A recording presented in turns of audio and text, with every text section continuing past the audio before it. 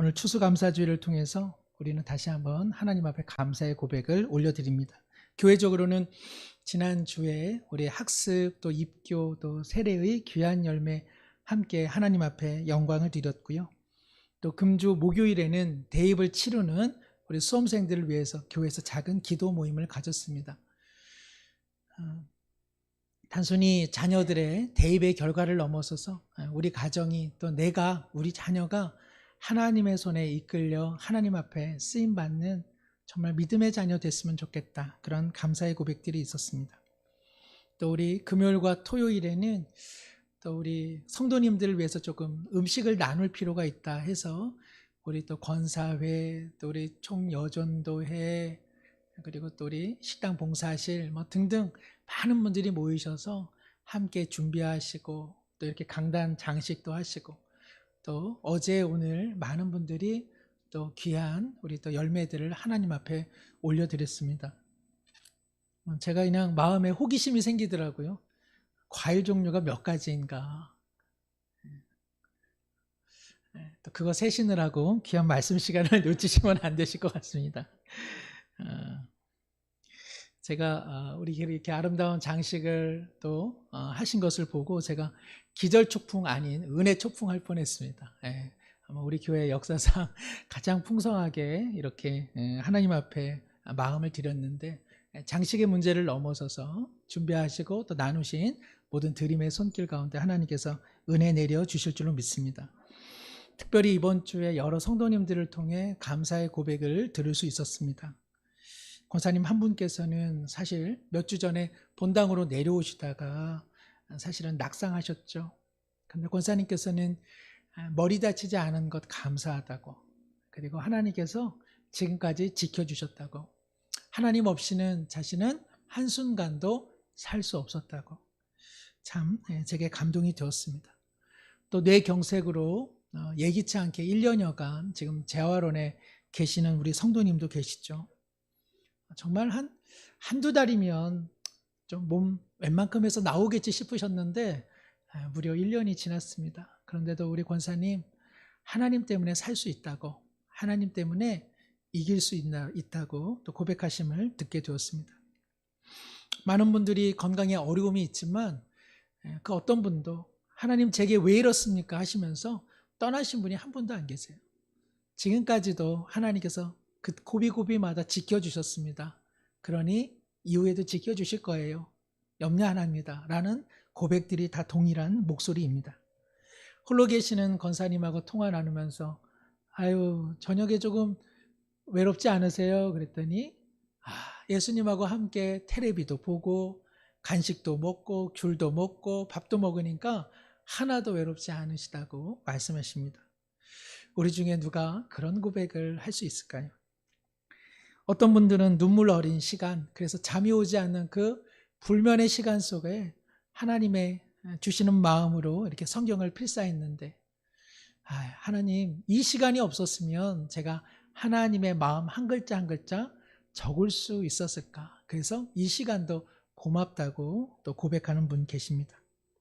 어떤 성도님은 자신의 삶도 빠듯한데 그런데 지금 배우고 있는 거 내가 잘 배워서 약하고 힘없는 사람들, 그래서 돌보기 싫어하는 바로 그 사람들 제가 가서 돌볼 수 있다면 그게 너무 기대가 된다고 말씀하신 것을 듣고 제가 또한 은혜 초풍할 뻔했습니다. 코로나19 때문에 장사가 잘 안 되고, 그런데 궂은 날이나 맑은 날이나 그래도 하나님 때문에 살 수 있습니다. 고백합니다. 비단 몇몇 분들의 성도님들의 고백 아니라 우리 모두의 고백이 아닌가 생각됩니다. 그 고백들을 여기다가 올려놓기 시작하면 아마 우리 본당 전체가 가득해질 것 같아요. 삶에는 관역판을 삼아서 무수히 날아오르는 고난의 화살들이 왜 없지 않겠습니까? 그러나 그 고난 자체가 감사할 것 아니지만 그 고난 중에 돌보시는 하나님, 그 고난 가운데 그 고난을 절망이 아니라 우리를 빚으시는 씨앗으로 삼으시는 그 하나님 때문에 우리는 고난 중에도 더 감사할 수 있습니다. 어느 찬양의 제목처럼 10,000가지 이유로 감사해. 100가지는 모르겠다. 한 200가지, 10,000가지. 아마 우리 성도님들께서도 한번 마음 잡고 내 감사할 건 무엇인가 써보시기 시작하면 아마 10,000가지 쓰실 수 있을 겁니다. 우리의 삶이 그리고 모든 것이 다 감사요 은혜인 줄로 믿습니다. 그런데요, 가장 큰 감사는 뭐니 해도 하나님께서 우리 가운데 예수님 내어주신 사랑, 그 십자가의 사랑, 그 사랑이 압도적이요, 이 사랑보다, 이 은혜보다 더 나은 복이 없는 것이죠. 우리가 이전에 누렸고 앞으로도 누릴, 그리고 지금 누리고 있는 그 모든 복 너무나 감사하지만, 그러나 예수님의 사랑, 그 사랑보다 더할 수는 없는 것입니다. 김병년 목사님이라는 분이 계시죠. 개척교회를 하실 쯤에 아내분께서 2005년 정도에 셋째를 낳은 지 3일 만에 이유를 알 수 없는 뇌경색으로 인해서 쓰러지셨습니다. 한 15년이 지났는데 지금도 전혀 몸을 가누지 못합니다. 사모님의 치유를 위해서 목사님께서 밤마다 새벽마다 기도를 하는데, 하나님께서 내가 너 위해 아들 주었지, 내가 너 위해 내 아들 주었잖아, 이 음성만 주시더라는 것입니다. 그러던 어느 날 목사님 마음에 아유, 하나님 돌려 말씀하시는군요. 아, 우리 아내는 안 고쳐지는 거군요. 하나님께서 그래, 네 아내 고쳐달라고 하지 말아라. 내 아내가 누워서 나만 바라봐도 그것이 사명이요, 그것이 내게는 영광이 된다. 그러나 실망하지 말아라. 내가 너 위에 내 아들 주었잖아. 추수감사주일, 우리는 오늘 많은 제목으로 하나님 앞에 감사를 드립니다. 10,000가지 이유 중에 가장 결정적 이유는 하나님께서 우리를 죄와 사망, 우리를 단절과 소외, 우리를 허무함에서 극복하고 이기게 하시려고 예수님을 주신 사랑, 그 십자가 사랑이야말로 우리의 모든 감사의 제목인 줄로 믿습니다. 우리 모두를 향해 말씀하십니다. 야, 내가 내 아들 주었지. 내가 너 위에 아들 주었어. 예수님은 이 하나님의 사랑을 성취하기 위해서 자신 스스로가 하나님 앞에 드려진 열매가 되셨습니다. 그래서 그리스도께서 십자가에서 달리실 때, 아차, 뭐가 조금 부족한데, 내가 하나님의 뜻을 다 이루지 못하고 한 98%만 이루고 죽네, 아깝다, 이리 말씀하셨나요? 안 하시고 테텔레스타이, 헬라어로 다 이루었다. 이 테텔레스타이는 다 완불했다, 다 지불했다, 그 뜻입니다. 예수님께서는 그 살과 피를 통해 하나님께서 우리를 사랑하시는 그 모든 뜻을 완벽하게 다 지불하셨습니다. 그래서 예수님의 마지막 외마디는 아깝다, 섭섭하다, 조금 더 잘할 수 있었는데 아쉽다, 이런 말씀 아니고 다 이루었다, 다 성취됐다. 야, 이제야 하나님께서 나를 통해 당신들을 구원하기 위한 하나님의 그 완전한 사랑이 다 성취됐다. 그래서 성경은 예수 그리스도의 십자가에서의 죽으심을요, 비극으로 보지 않습니다. 그것을 처참함으로 보는 구절이 하나도 없습니다. 다 영광으로 보는 까닭이 여기에 있습니다. 왜요? 하나님께서 우리를 위한 그 사랑을 완전히 다 지불하셨기 때문에 그러합니다. 추수감사주일, 우리는 하나님 앞에 감사하는 마음으로 귀한 과일도 드리고 열매도 드리고 예물도 드리고, 그리고 감사의 고백도 올려드립니다. 가을의 기도로 널리 알려진 김현승 시인은 신실한 기독교인이신데, 그분은 감사의 마음은 주인의 마음을 아는 것, 그래서 주인의 마음을 아는 것은 곧 하나님의 마음을 아는 것이다, 이렇게 고백했습니다. 하나님의 마음을 아는 것이 다른 것 있습니까? 우리를 위하여 자신의 전부를 쏟아주신 그 하나님 아버지의 마음을 아는 것이죠. 삶이라는 곳에 우리가 아무리 씨를 뿌려도 하나님께서 은총의 단비를 내려주시고 은혜의 바람을 불어주셔서 우리의 삶에 열매가 있죠. 그래서 오늘 추수감사주일로 하나님 앞에 귀한 감사의 고백을 우리가 올려드립니다. 시편 50편 23절에 이렇게 말씀합니다. 감사로 제사 드리는 자가 하나님을, 나를 영화롭게 하나님. 한번 읽어볼까요? 시작. 감사로 제사 드리는 자가 나를 영화롭게 하나니. 하나님께서는 감사를 좋아하세요. 하나님께서는 감사드리는 것, 감을 사드리는 것 아니라 우리의 감사 고백을 참 좋아하세요. 그것이 하나님을 어떻게 한다고 되어 있습니까? 영화롭게 한다고 되어 있습니다. 그런데요, 그 뒷구절이 바로 이와 같습니다. 함께 읽어봅니다. 그의 행위를 옳게 하는 자에게 내가 하나님의 구원을 보이리라. 감사로 제사 드리는 자가 하나님을 영화롭게 하는데 하나님께서 한 말씀 더 붙이십니다. 그 행위가 옳은 자, 그에게 내 구원의 진면목을 보여주리라. 그러니까 성경의 정신, 성서의 정신은 감사가 입술의 고백에서만 그쳐지는 것이 아니라 삶의 모습과 바른 삶의 열매와 밀접하게 관련되어 있음을 우리는 잘 알 수 있습니다. 이것이 성서의 전통입니다. 성서의 전통은 감사의 고백만이 아니라 감사하는 삶의 열매, 바로 우리의 삶 그 자체와 밀접하게 연관되어 있다는 것이죠. 무르익은 열매를 드립니다. 무르익은 열매, 무르익은 고백을 드리지만 오늘 성경은 우리에게 질문하고 있습니다. 정작 그것을 드리는 너의 삶은 무르익어 있느냐? 이 감사와 수확의 계절 속에 열매와 과실들은 무르익어 있지만 과연 드리는 너는 무르익어 있느냐? 오늘 제목이 그런데 저는 무르익어 가고 있습니까? 라고 하는 제목입니다. 우리 성도님들은 어떻습니까? 제 자신에게도 질문해 보는 것이죠. 우리가 무언가 하나님 앞에 드리면서 추수감사주의를 보내지만 정작 드리는 나는 무르익어 가고 있는가? 나는 여전히 설익어 있는가? 나는 여전히 시퍼렇게 살아있어서 누군가에게 열매가 되기는 어려운 삶인가? 아니면 참 맛좋게 익어 있는 삶인가? 이번 설교를 준비하면서 감사합니다, 감사합니다 이러면서 설교를 준비해 왔는데 하나님께서 저에게 너는 무르익어 있냐? 너는 무르익어 가는 존재야? 하나님께서 제게 되물으셔가지고 제가 설교를 다 세 판 짰습니다. 그래서 참 감사하기가 어려웠습니다.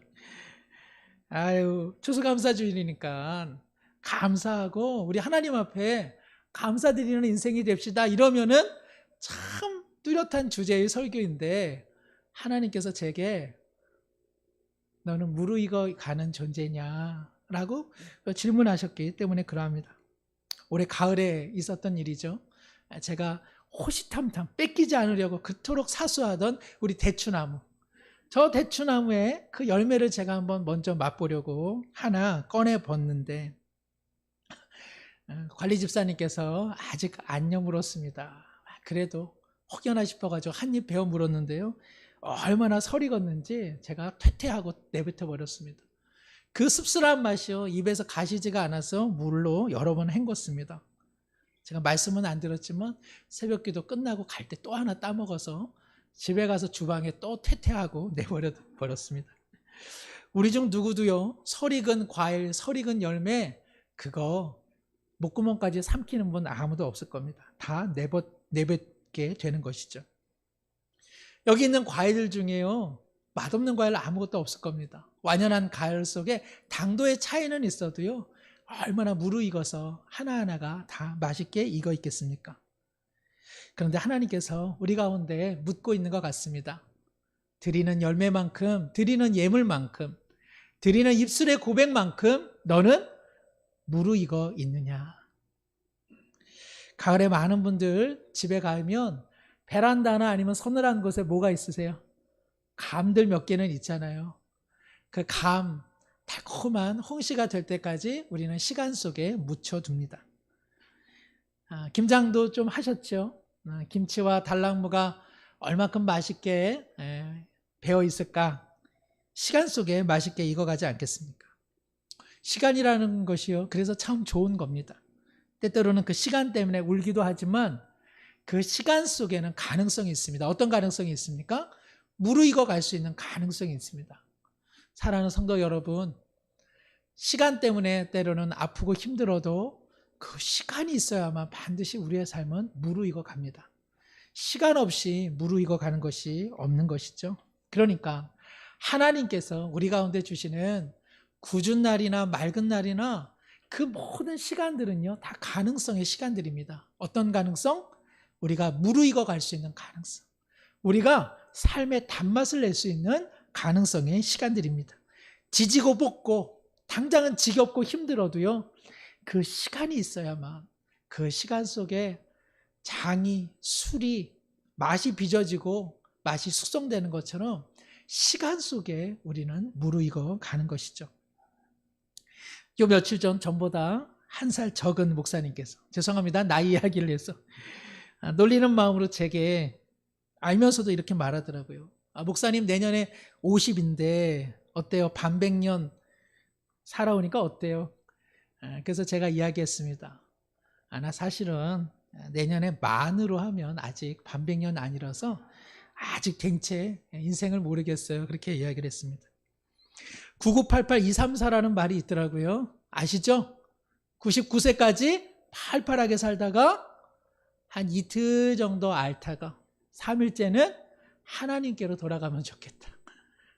우리 모두에게 이 은혜를 하나님께서 주시면 참 좋겠습니다. 99세까지 정말 팔팔하게 사시다가 한 2, 3일 조금 감기처럼 앓으시다가 꿈결처럼 하나님 나라에 입성하는 은혜가 있으면 참 좋겠습니다.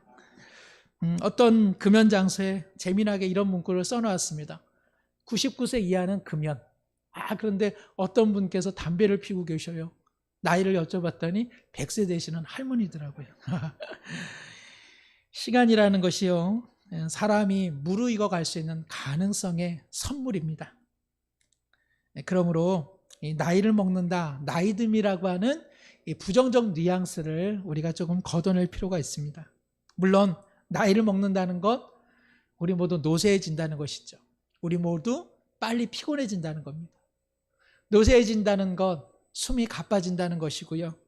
그리고 상실감, 다 떠나감, 그리고 나만 홀로 외롭게 남겨진 고립감, 외로움, 이런 것들이 나이를 먹는다는 표현 속에 함께 들어 있습니다. 어떤 노인분께서 산상수훈을 가지고 이렇게 글귀를 패러디했습니다. 젊은이들에게 요청하는 마음이겠죠. 제가 한번 읽어봅니다. 내 굼뜬 발걸음과 떨리는 손을 이해하는 자에게 복이 있나니, 그가 하는 말을 알아듣기 위해 오늘 내 귀가 얼마나 긴장해야 하는가를 이해하는 자에게 복이 있나니, 내 눈이 흐릿하고 무엇을 물어도 대답이 느리는 걸 이해해 주는 자에게 복이 있나니, 오늘 내가 물컵을 엎질렀을 때 그것을 별일 아닌 걸로 여겨주는 자에게 복이 있나니, 기분 좋은 얼굴로 찾아와 잠시나마 잡담을 나눠주는 자에게 복이 있나니, 나더러 그 얘기 오늘만도 100번이나 하는 것이라고 핀잔 주지 않는 자에게 복이 있나니, 내가 사랑받고 혼자가 아니라는 것 알게 해주는 자에게 복이 있나니, 내가 찾아갈 기력이 없을 때에 내 집에 방문해 주는 자에게 복이 있나니, 사랑으로 내 황혼역 인생을 채워주는 모든 이들에게 복이 있나니, 내가 아직 살아있을 수 있도록 나를 보살펴주는 내 가족 모두에게 복이 있나니, 하늘나라가 저들의 것이니라. 우리 장로님 아멘 해주셨는데요. 정말 이러한 어르신들의 마음을 살피는 자 하나님께서 복을 만배나 더해 주실 줄로 믿습니다. 얼마나 귀한가요? 그래, 우리 모두도 시간의 흐름 속에 살기에 우리 모두가 어르신들의 말씀을, 또 저들의 삶을 공경해야 될 이유가 분명한 것 같습니다. 성경은 나이듦에 대한 이러한 우리의 불안함에 대해 오늘 용기 있는 말씀을 주시죠. 오늘 말씀 시편 92편 13절 12절, 의인은 종려나무같이 번성하며 레바논의 백향목같이 성장하리로다. 우리 13절 14절 함께 읽습니다. 이는 여호와의 집에 심겼으며 우리 하나님의 뜰 안에서 번성하리로다. 그는 늙어도 여전히 결실하며 진액이 풍족하고 빛이 청청하니. 하나님을 의지하는 사람, 그를 오늘 성경은 여호와의 집에 심겨진 인생이라고 이야기합니다. 하나님의 은혜, 하나님의 신실하심을 믿고 따르고 그 터 위에 삶의 집을 세운 자, 그의 삶은 종려나무처럼 백향목처럼 번성하고 건강할 것이요, 그리고 그는 하나님의 품 안에서 번성하게 될 것이다. 그 번성하는 나무의 모습이 어떤가? 오늘 14절 보니까요, 늙어도 그 나무가 나이를 먹어가는데도 불구하고 어떻다는 것입니까? 결실, 열매가 있다는 것입니다. 그리고 진액이 풍족하다, 메마르지 않은 삶 살 수 있다는 것입니다. 그리고 빛이 청청하다. 그 잎사귀가, 그 열매가 푸른 빛깔에 시들지 않는 인생을 산다고 오늘 성경은 말씀하고 있습니다. 나이를 든다는 것, 나이를 먹는다는 것, 우리는 종종 시들어가는 것으로 생각합니다. 그러나 오늘 성경은 말씀합니다. 하나님을 의지하는 삶은 나이 듦이란 시드는 것이 아니라 무엇이라는 것입니까? 열매가 익어가는 것이라는 것입니다. 열매가 익고 메마르지 않고 그 빛깔이 더욱더 푸른색을 띨 수 있다고 성경은 말씀하고 있습니다. 저는 이 본문을 읽으면서 문정이라는 시인의 나무학교라는 시가 떠올랐습니다. 읽어봅니다. 나이에 관한 한 나는 나무에게 배우기로 했다. 해마다 어김없이 늘어가는 나이, 너무 쉬운 나이 더하기는 이제 그만두고 나무처럼 속에다 새기기로 했다. 나무는 나이를 겉으로 내색하지 않고도 어른이며 그대로 푸르른 희망이다. 나이에 관한 한 나무에게 배우기로 했다. 그냥 속에다 새기기로 했다. 무엇보다 나도 내년에는 더욱 울창해지기로 했다. 제주도 비자림에 가면 500년 넘는 이 노인 나무들이 많다고 합니다. 그런데 육안으로는 식별이 불가능하다고 하죠. 왜 그런가? 나무는요, 사람처럼 나이를 겉모습에다 새기지 않기 때문에 그럽니다. 나무는요, 나이테, 자신의 나이를요, 나무는 나무 내면에다가 새기기 때문에 우리는 사실 어떤 나무가 몇백 년인지 몇십 년인지 알 수가 없습니다. 그래서 나무는 나이를 먹어도 나이티를 내지 않습니다. 그런데 놀랍게도 오래된 나무는 여전히 봄이 되면 말랑말랑한 잎을 맺습니다. 나이를 먹었다 하여 나무는 좌절하거나 낡아지지 않습니다. 나무는요, 집착하지 않습니다. 우리가 보는 이 낙엽들은 나무가 얼마나 집착하지 않고 자기 고집을 내려놓은 산 증인임을 보지 않습니까? 나무는 언제나 떨어낼 것을 항상 떨어냅니다. 그리고는 몸을 잘 간추렸다가 봄이 되면 잎사귀를 피우고 자신의 계절에 맞는 열매를 맺습니다. 나무를 보면 참으로 하나님께서 나이에 관한 한 우리를 위해 모셔둔 선생님, 그것이 바로 나무가 아닌가 그런 생각을 하게 됩니다. 성도 여러분, 세월을 밖으로 새기는 사람은 어른으로 늙어간다는 말이 있습니다. 그러나 세월을 자신의 내면에 새기는 사람은 어른으로 성장한다는 말이 있습니다. 생각을 여전히 푸르는 희망의 꽃잎으로 피워내는 사람, 나이를 겉주름이 아니라 속으로 새기는 사람은 시들어가는 사람이 아니라 어른으로 성장해 가는 것이죠. 오늘 우리 이 시대에 어른이 없습니까? 주변에 얼마나 어른이 많습니까? 그러나 여전히 우리 시대의 어른을 우리가 그리워하는 까닭은 무엇입니까? 그 나이를 인생의 깊은 내면에 새긴 사람들이 드물기 때문 아닙니까? 나이가 든다는 것은 허망한 것 아닙니다.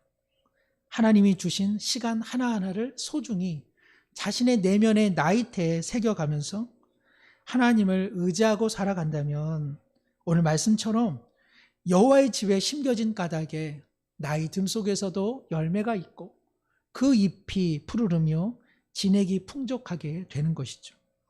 시편 1편 3절의 말씀을 우리가 기억하지 않습니까? 시냇가에 심은 나무가 그 계절을 따라 열매를 맺으며 그 잎사귀가 무성하여 무사람들을 안아주는 품이 된다고 성경은 이야기하고 있습니다. 사랑하는 성도 여러분, 우리의 겉사람은 낡아질지라도 우리의 속사람은 강건해진다고 했던 바울 사도의 그 나이듦 속의 노력은 우리에게 큰 귀감이 됩니다. 나이듦 속에 우리가 맺어가야 될 열매는 무엇일까요? 잘 아시는 것처럼 삶의 경험들 속에서는요, 특별히 위기관리 능력이 잘 정착된다고 합니다. 항공교통, 관제사의 경우 이 정보 처리 속도나 지식적인 면에서는 젊은이들이 훨씬 뛰어나지만 이 항공기 간에 충돌을 하게 되는 가장 급박한 순간에는 오히려 중년 그리고 연배가 있는 분들의 위기관리 능력이 훨씬 더 탁월하다고 이야기합니다. 중년과 노년의 뇌는요, 의도적으로 긍정적인 것 그리고 사태를 해결하는 것에 뇌 활동이 훨씬 더 원활해서 오히려 좋은 해결책을 제시하는 지혜가 있습니다. 또 젊은 시절보다 감정에 대한 통제력이 증강되어 있습니다. 또 산전, 수전, 공중전을 다 치르셨기 때문에 웬만한 일에 대해서는 침착성과 여유를 갖고 있는 것이죠. 성경에서 나이가 들어감에 따라 위기관련 능력이 눈부신 사람들이 있지 않았습니까? 그 중에 대표적인 사람이 갈렙은 여전히 강건하여서 끝까지 하나님이 주신 사명을 용기와 침착성을 가지고 성취해냈습니다. 모세는요, 늙어서 하나님 나라에 들어간 것 아닙니다. 성경에 보면 모세가 하나님의 그 부름을 받는 그 순간에도 모세의 눈이 흐려지지 않았고 그는 노쇠하지 않았다고 성경은 이야기하고 있습니다. 이것은 겉사람을 말하는 것이 아니라 속사람은 언제나 강건해질 수 있다는 것이죠.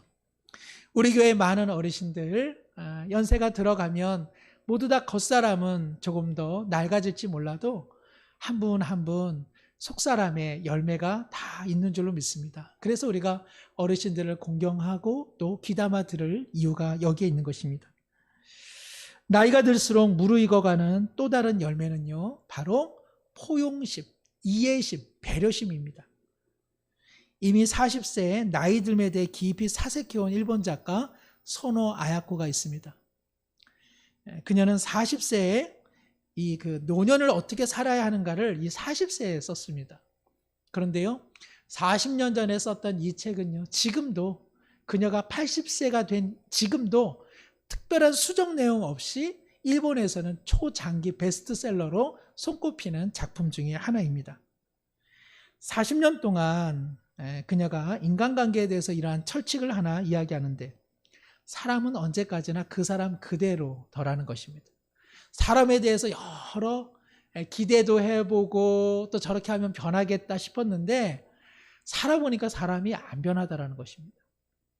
근데 제일 안 변하는 것이 자기 자신이더라는 것이죠.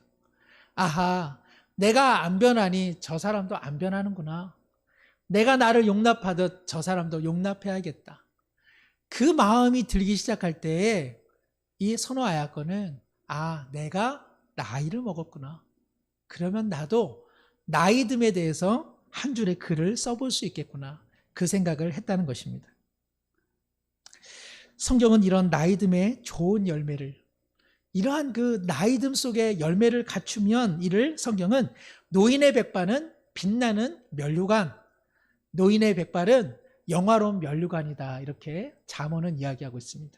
물론 여기서 말하는 노인의 백발은요, 물리적인 흰머리가 아니라 나이듦 속에서 맺어진 삶의 열매를 의미하는 것입니다. 그러니까 성경은 나이가 먹어갈 때 나이듦 속에서 이러한 은혜가 있다면, 이런 열매가 있다면 그것은 나이를 통해서만 얻을 수 있는 귀한 열매라고 이야기하고 있는 것이죠.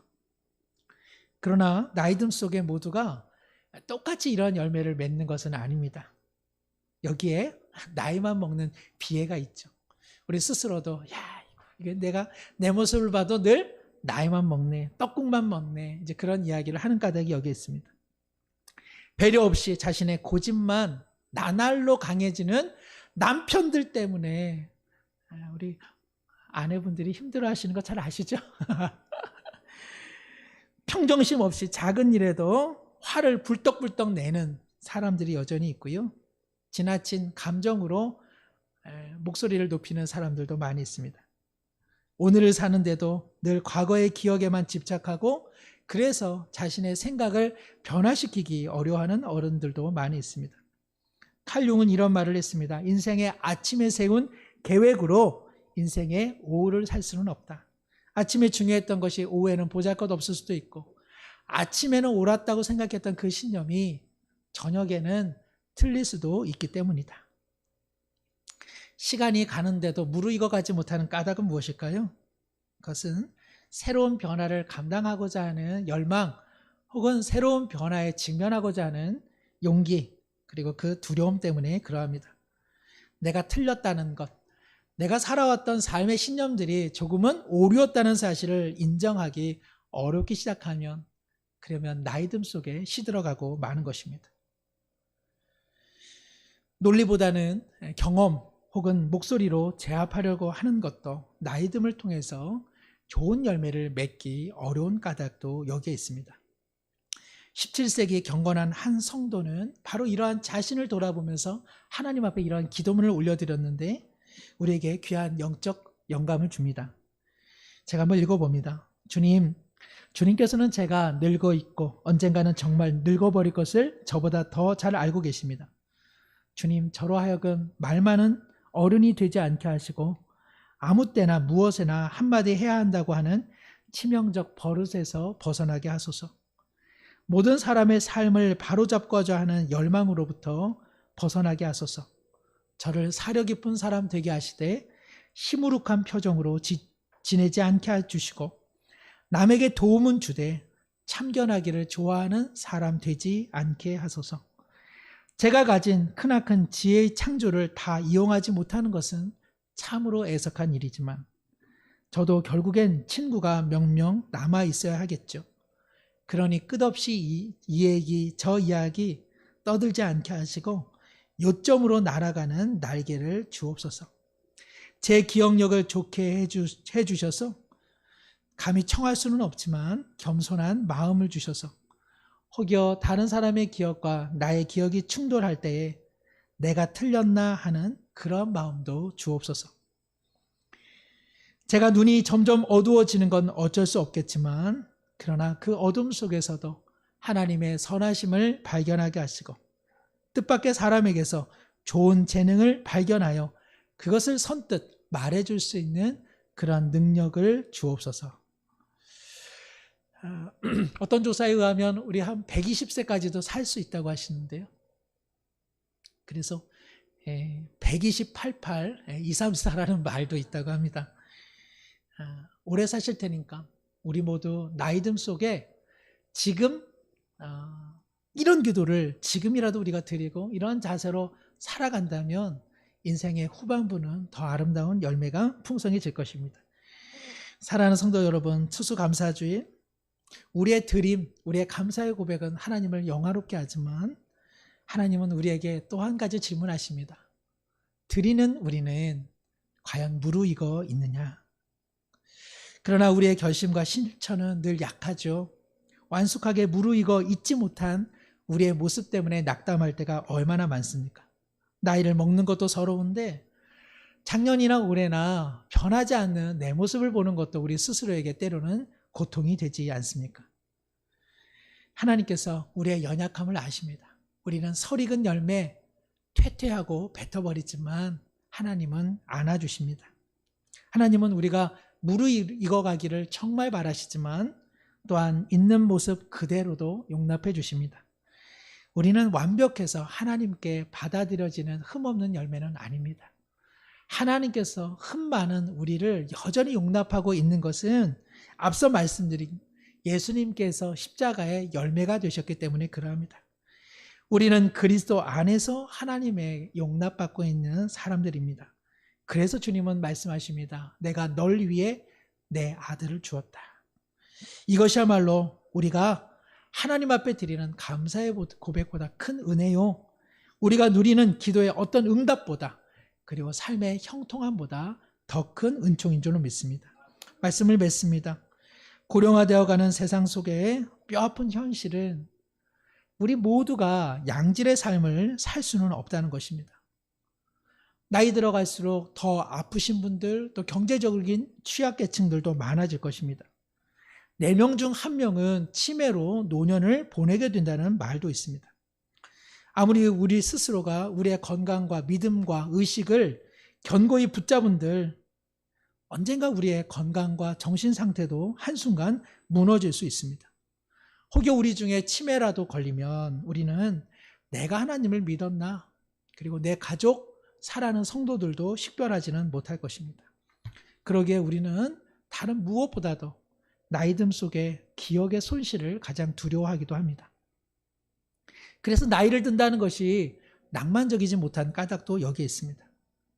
그러나 사랑하는 성도 여러분, 우리 중 누구도 치매에 걸리고 싶어 치매에 걸리시는 분, 경제적으로 취약해지길 원해서 경제적으로 취약해지는 분, 그리고 심신이 연약해져서 심신이 연약해지는 분은 아무도 없습니다. 그러므로 하나님께서 우리의 나이듦과 우리의 노년의 딸을 반드시 든든히 붙잡아 주실 줄로 믿습니다. 우리는 하나님을 믿었던 사실조차도 다 잃어버릴 수 있습니다. 그러나 하나님은 그렇지 않습니다. 하나님은 우리를 위해 자기 아들을 주셨기 때문에 그러합니다. 하나님은 영원히 우리를 언제나 어느 순간에서나 반드시 보호해 주실 것입니다. 우리는 추수감사주의를 보내면서 열매 이상으로 우리 자신이 열매로서 무르익어가라고 하는 하나님의 소명을 듣습니다. 그러나 우리 누구도 하나님 앞에 설 때 하나님, 저는 완숙한 열매로 완전히 무르익은 열매로 주님 앞에 섰다고 자신할 사람은 아무도 없을 것입니다.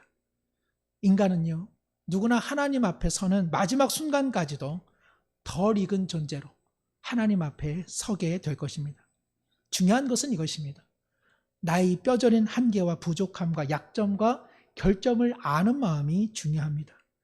이 마음이 있어야 하나님께 감사할 수 있고, 이 부족함과 나의 약점을 뼈저리게 알 때만 생명을 주신 그리스도께 감사할 수 있으며, 나와 다른 성도와 이웃을 받아낼 수 있는 나이듦의 감사가 있는 것입니다. 이 마음이 있어야 나이 든다는 것, 그것은 시들어가는 것이 아니라 성경의 말씀대로 영화로운 면류관이 되는 것입니다. 기도하겠습니다. 하나님 아버지, 누구나 하나님께서 주신 공간 속에서 시간의 흐름을 통해 나이를 들어갑니다. 우리의 겉사람은 필경 흙으로 돌아갈 것이되 우리의 속사람은 하나님의 은총 속에서 하나님의 은혜 가운데 이르리니 우리 모두 시들어가는 인생이 아니라 열매를 맺으며 진액이 풍족하고 그 잎이 맑은 마음으로 성장되게 하여 주시옵소서.